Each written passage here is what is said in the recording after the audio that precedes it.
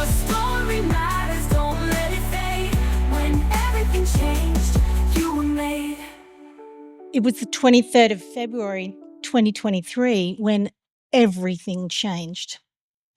I found myself sitting in a doctor's surgery asking if I had cancer again, and the answer being yes, and that treatment was to start in just a week or two. 2023 had started like many years before. Great New Year's goals for the family, for the business. I'd had a tough few years, but things were looking great and I was loving the traction and growth. I'd been given a referral to see a specialist, a haematologist, because a blood result had kept being low, but had taken a while to get in to see the specialist. I wasn't too concerned. It was routine. In fact, I'd been given a full clean of health literally a month before. So when everything changed, yes, another when moment was on the 13th of January when I had a call from that haematologist telling me that my bloods were off, really off. And that phone call brought me to my knees. What do you mean I have abnormal cancer markers? What do you mean I need a bone marrow biopsy? My heart shuddered because as a nurse educator in my previous life, I'd actually assisted in these invasive tests and I couldn't believe it was going to be happening to me. And the waiting game began. I waited for the phone call to be booked in again with a specialist. I waited for the phone call to be booked in for the bone marrow biopsy. And then I waited for the results to come in. And then I waited for what Jock, my specialist, already knew, that there was cancer again and the oxygen left the room on that 23rd of February 2023. Now, I'd spent a lot of time on my own during that 6 weeks period. I cried a river of tears. I couldn't believe what was happening. I couldn't speak to my friends and my family because I didn't have the answers to the questions that they were asking. I spent hours and hours looking to the heavens, praying, please, hoping, begging for time to process, time to deal with what's going on. But no, I didn't get that time. You see, this wasn't my first rodeo with the chaos of cancer. I'd been through this exact thing 5 years previously with a lovely dose of breast cancer. Mastectomy first, chemotherapy, radiotherapy, brutal treatment to a cancer drug, an anti-cancer drug to this day.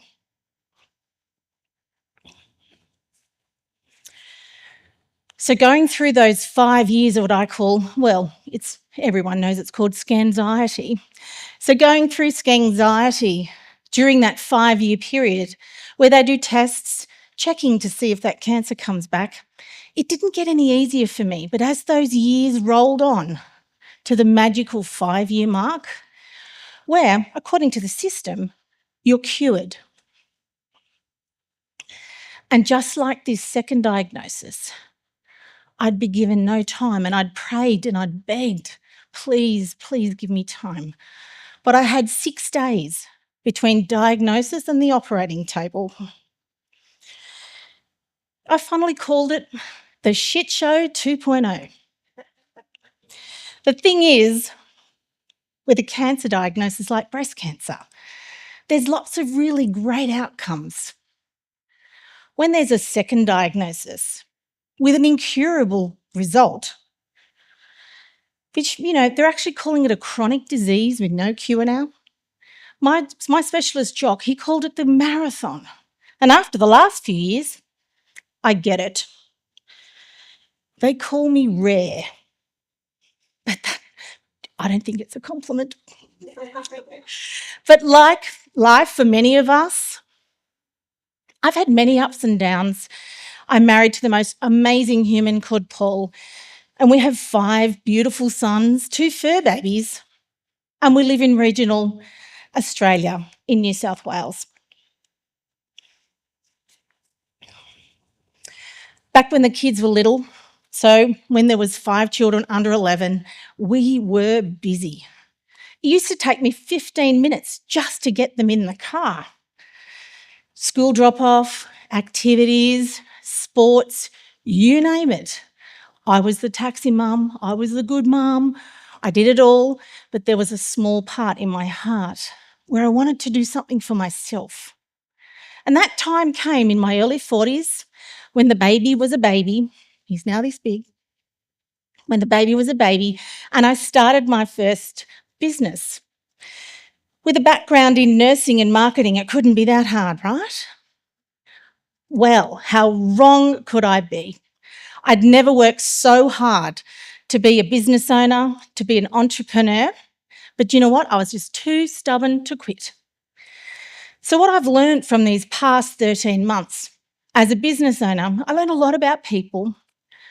I learned a lot about myself. Just one moment here. I've just got to find my notes.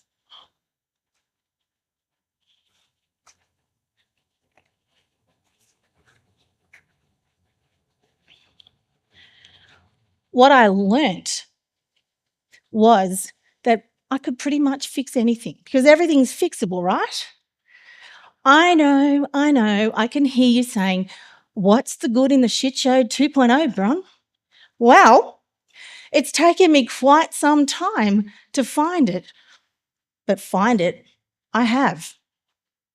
So the past few years, I've been learning about one little simple thing in life. I call it serenity. It's actually what I call the Serenity Project, finding the calm in the chaos of cancer.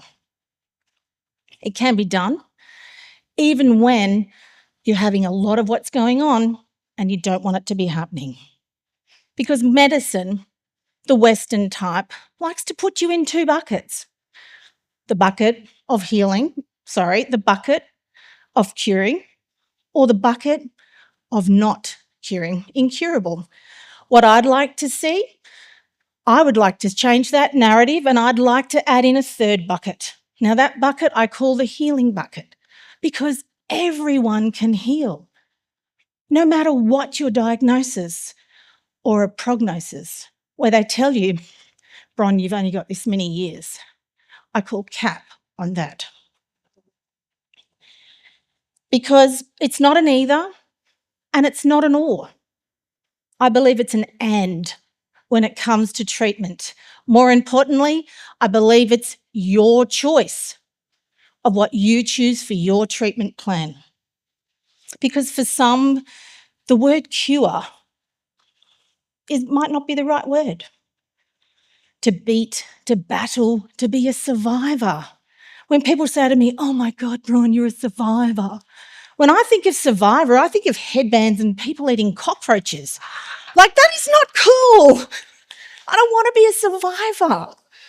All right? And that leads to the word of hope. But when I think of the word hope, to me, it feels like there's a loss there somewhere. So what I'd like to change is, what about if we change it to the word of healing and serenity?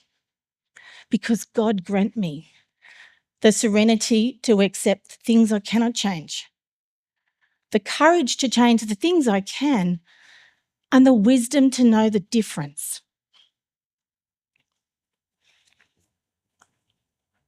That prayer, that was penned nearly 100 years ago by the guys at AA. They nailed it. I have held that prayer when nothing else could hold me. And just so you know, swap out the word God to whatever you believe. Universe, source, God, Dennis, doesn't matter. It's your serenity. Because cancer is chaotic. It's very, very messy. and it changes when you least expect it. The vortex of fear is very real, and you get sucked in before you even know what's going on. But I want you to think of it like this. Imagine there's a fishbowl. There's a fishbowl. It's got muddy water in it.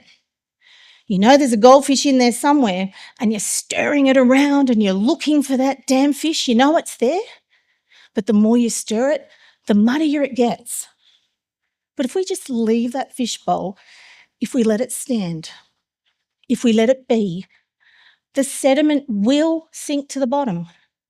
It will clear. You will see the fish, and you will know what's going on. So the Serenity Project is just like that. The more I frantically looked for answers, the more I researched, the more I asked so many questions. I even went to Dr. Google. Please do not Google multiple myeloma because it is not nice. Just saying. But the more chaotic it became.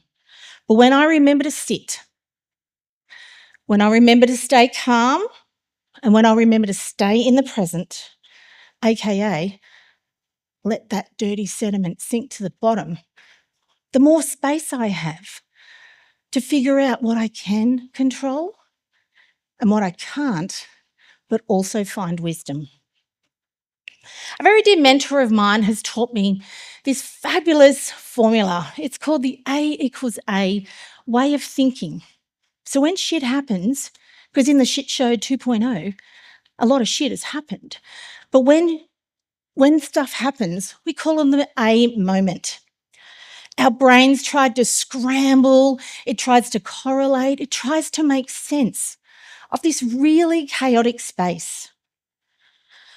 So Kerry calls these the B, C, D, E, and F. So B might be what's happened to you in the past.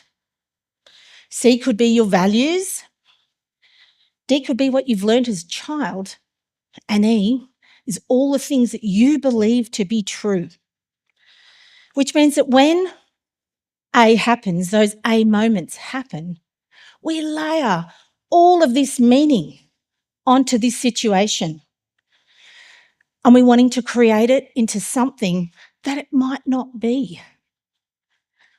So what A=A means is that A, the moment, is just the moment.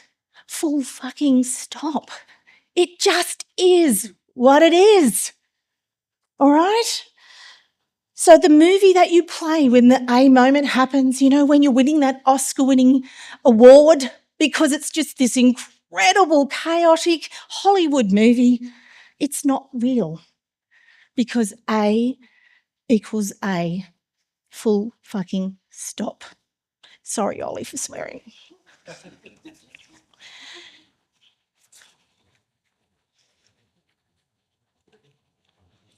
So right now, I'm in remission, I feel fantastic, and I'm as good as my last blood results. And more importantly, I have found the calm in the chaos. Now, I liken it a bit like a Google map. So imagine getting out your phone, you've opened up the map, and you've actually set the destination to healing. You notice I'm saying healing and not healed because it's a forever journey. But you've set it to healing. It calibrates, and then you find that lovely blue line to follow. And as you go along, you hit a left-hand turn. Something happens, an A moment, you run into a roadblock, it's, here we go again. But what does a map do when we hit a roadblock? It recalibrates. Before you know it, boom, off you go again. The blue line on that Google map towards your healing is different to the Google map that I've got for my destination. Am I there yet? No. I have plenty of left turns still, but you do know what? I have my path. I have my little blue line. Does it mean that there's no sadness, no tears, no grief, no frustration? Hell no. There are good days and there's bad days because that is completely normal. Because the Serenity Project, it's not about rainbows and lollipops and being a Pollyanna. It's about knowing no matter what, there is a way for you to feel the best you can feel no matter what is going on. Just like getting out that phone, keeping an eye on that blue line and following that blue line. You don't need to know how. You just need to know you will. And the great thing about finding calm is that every single map is different, which is why when I share things, I'm very reticent to share things because what I find helpful may not be helpful to you. That's why I call them just a thought, because the last thing we need in this space is another to-do list, another action step. Because it's not about giving you things to do or things to not do, or worse, a schedule to get you up at 5, meditating by 5:10 if you don't want to. The one thing I would encourage you to do though is just to think about finding your serenity, to work on your very own project, to make every day count, to enjoy every moment that makes a memory. It's taken me a while, but I actually do have a definition of serenity now because it's a very old-fashioned word. For me, it's not a mindset. It's not something you can do, and it's certainly not something you can schedule in your diary. It's about slowing down.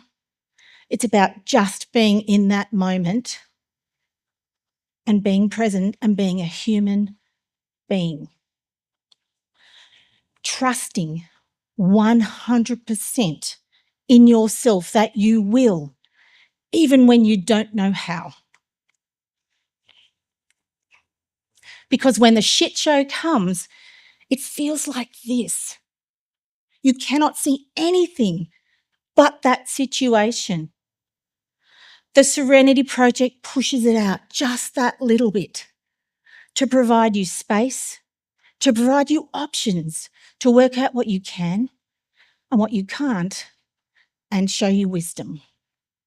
So I'd like you to just take these just a thought messages, pick the ones that resonate, ignore the rest, because our world loves to set goals. It loves to bust our butts to achieve them. Go the hustle club. It actually rewards the art of discipline with a to-do list as long as your arm. But my wish for you all is to stop that, to just slow down. And as the water in the fishbowl, just let it sit. Let the sediment fall to the bottom so that you can see clearly what matters most in your life, but more importantly, show you the options and how to find your serenity. Not mine, but yours. Thank you. Your story matters.